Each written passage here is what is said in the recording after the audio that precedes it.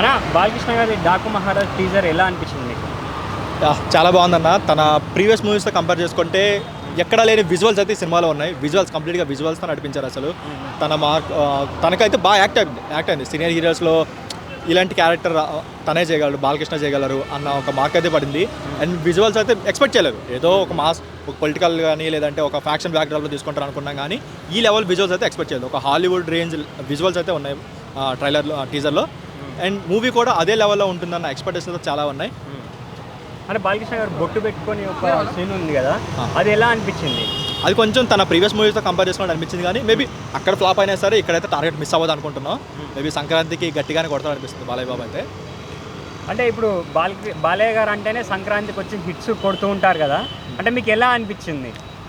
ఈసారి కూడా హిట్ కొడతారు, కాకపోతే అది ఏ రేంజ్లో కొడతారని చూసుకోవాలి. ఎందుకంటే గేమ్ చేంజర్ కూడా ఉంది కాబట్టి, ఒక సునామీ ఉంది కాబట్టి మేబీ తగ్గొచ్చేమో, కానీ బట్ హిట్ అయితే పక్కా. తన మార్క్ ఎందుకంటే కొంచెం డిఫరెంట్గా ఉంది తన ప్రీవియస్ మూవీస్. ఇప్పుడు తను ఏదైతే ఉన్నాయో ప్రీవియస్ మూవీస్ వాటితో ఏంటంటే ఒక యాక్షన్ అలా మరి ఫ్యాక్షన్ బ్యాక్డ్రాప్లు అయిపోయాయి. ఇది కొంచెం కొత్తగా ఉంటుంది, కొత్తగా చూపించారు బాలయ్య బాబుని అన్న ఒక పాజిటివ్ ఒపీనియన్ అయితే ఉంది. అంతే పాజిటివ్గా సినిమాలో చూపిస్తారన్న ఎక్స్పెక్టేషన్ ఉంది.